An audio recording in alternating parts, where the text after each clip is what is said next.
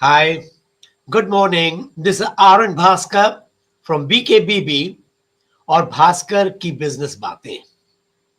This is the channel that brings to you every week a policy analysis, a business story, or a conversation.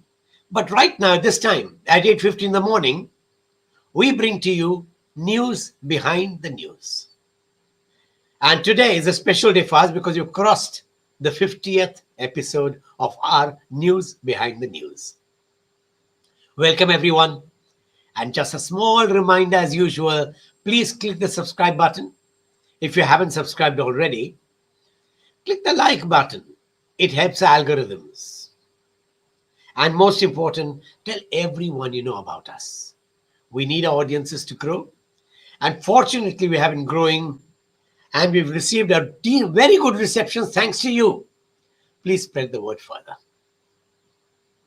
Today, I have my co-anchor is Anurag. Anurag, welcome to the show. Nice to have you here. And between both of us, we're going to discuss three titles. And the three titles that we're going to discuss is on your screen. That slide tells you that the first story is on AI, how it's an energy and a power guzzler. The second one is a very interesting story about how De Beers has finally shut down its lab-grown diamond or man-made diamond business. And the third one is basically about how the podcast industry has grown beyond analysts' market wildest expectations. But let's go to the first story. The first story is about how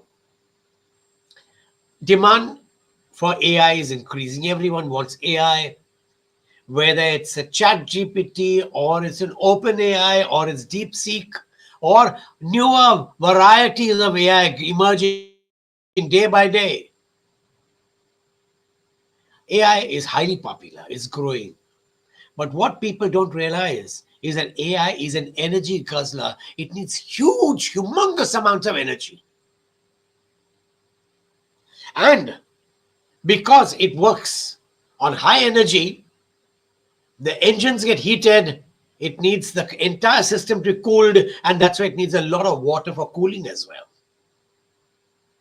But there's the third fact that people don't realize.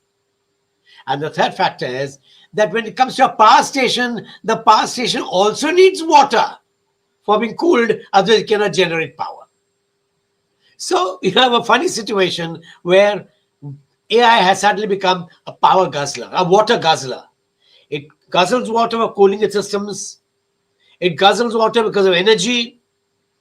And energy itself is an expensive component, so it needs all the three, and especially water. And water becomes such a critical need that almost all water-starved areas in all countries are now replanning their locations.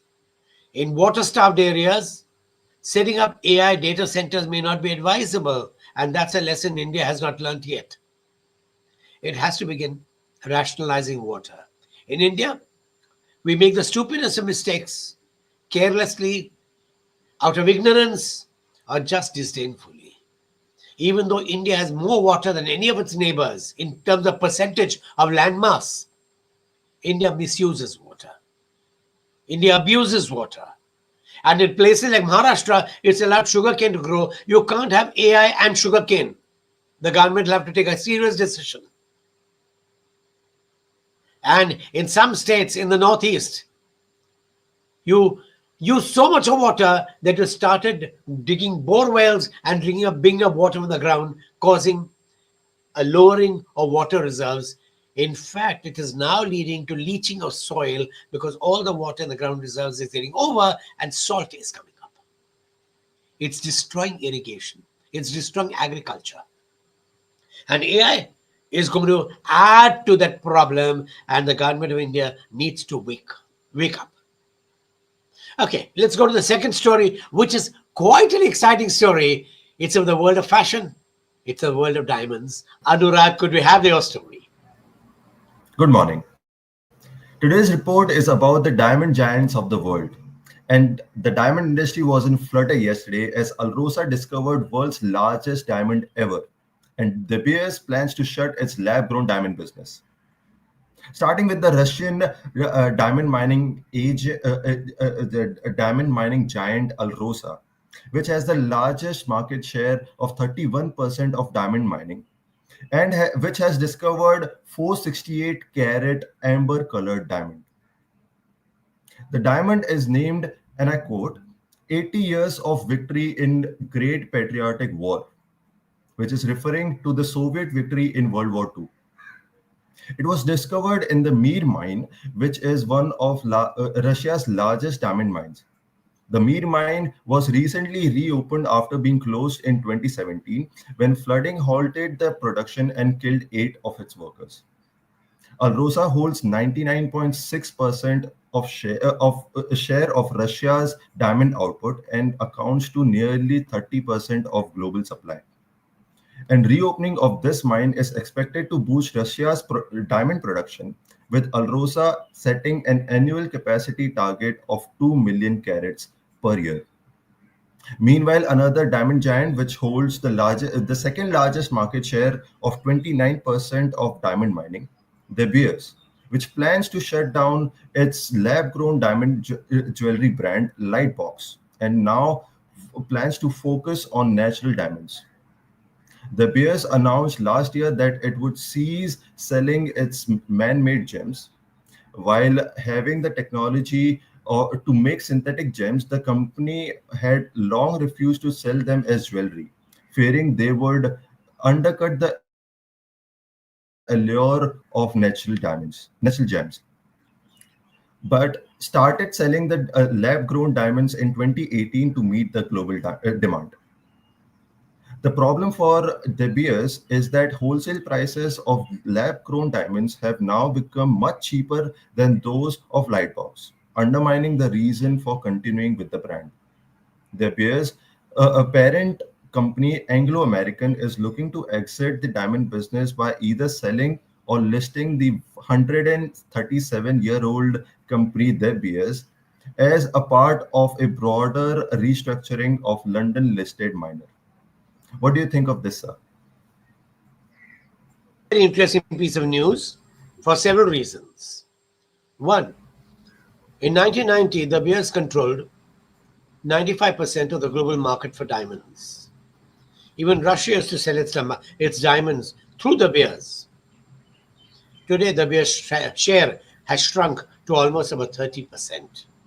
Usually confined to its own diamonds, and the market sources its diamonds either from Russia, Alrosa, or from Rio Tinto, because they have the Australian mines, the CRA mines, originally known as CRA mines, which through Argyle used to produce small diamonds.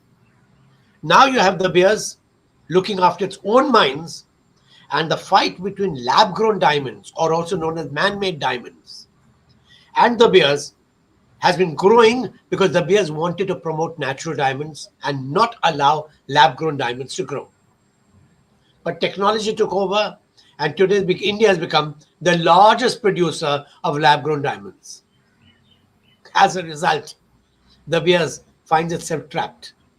It had started Lighthouse to compete with the Indian producers, but now finds it can't compete. The markets have crashed to such an extent that lab grown diamonds can be available at 30% or 20% of the cost of of an earth mine diamond of the same size and quality, except that this was made in a lab, and that came from Mother Earth. There's an environmental lobby also which wants to promote lab grown diamonds because earth mine diamonds scar the earth, they damage the earth. Anyway, the Beers looks like is losing the battle in the lab grown diamond business because it's shutting down Lightbox. It's been a messy battle, and hopefully there'll be some sanity in the diamond markets. Thank you. Thank you very much. Great story, wonderful story. And now let's go to the third story. And the third story is just a small story about what we are doing. We're the podcast business, And it was very, very exciting to see that the latest figures for the size of the podcast industry is 7.3 billion, which is almost double of what market men forecast a few years ago. In other words, this industry has been growing by leaps and bounds. It is a content creation industry. It is a news industry. It's an entertainment industry. It's an industry that has found so many applications and ways to monetize these applications that makes this industry exciting. It is the new media of tomorrow and could possibly threaten the primacy that the print media enjoys today, or even the television media. They won't die, but they may shrink, and podcasts may take over. Let's see how it goes, but it's good news, and we are, in a way, beneficiaries of this growth. The podcast industry keeps growing. And that, in a way, brings me to the end of the session. And now I'll go on to taking up the questions and comments that the audience has sent to me. And the first question is about diamonds, of course. Diamonds are very, very exciting. What about blood diamonds? That's a long story.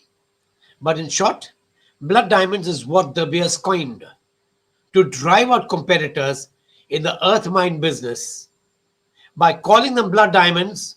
So any mine, any stone that De Beers did not approve of was labeled with the blood diamond tag. And De Beers created a certification called the Kimberley certification process, where it examined everyone else's diamonds except the diamonds from its own mines. And that went into a lot of conflict. And now there's an open war. De Beers does not really call them blood diamonds because its own dealers were found guilty of being peddlers of blood diamonds. Anyway, but that's blood diamonds. Blood diamonds are from areas where people are exploited. The exploitation continues in all mines, including De Beers mines. Where exploitation begins and where exploitation ends is not very clear because some of the mines have good practices, like the ones that are officially owned by De Beers, but De Beers itself sources diamonds from unofficial mines and does not call them blood diamonds. So there's no difference. Okay, so that's one. There's a second question. And the second question is, how important is Russia in the diamond trade? Very important. As Anurag rightly said, it controls almost 1/3 of the market. At one time, it was squeezed by De Beers. At one time, its diamonds are not allowed to be sold. Now it's changing.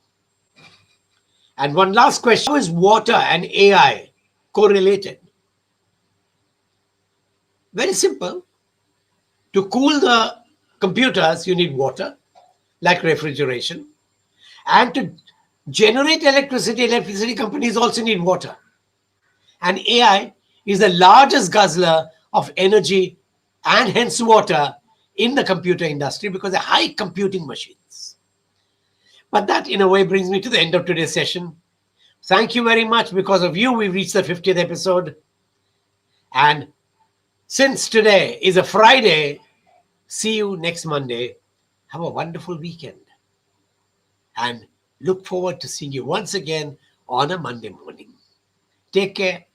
Once again, have a lovely, lovely time over the weekend.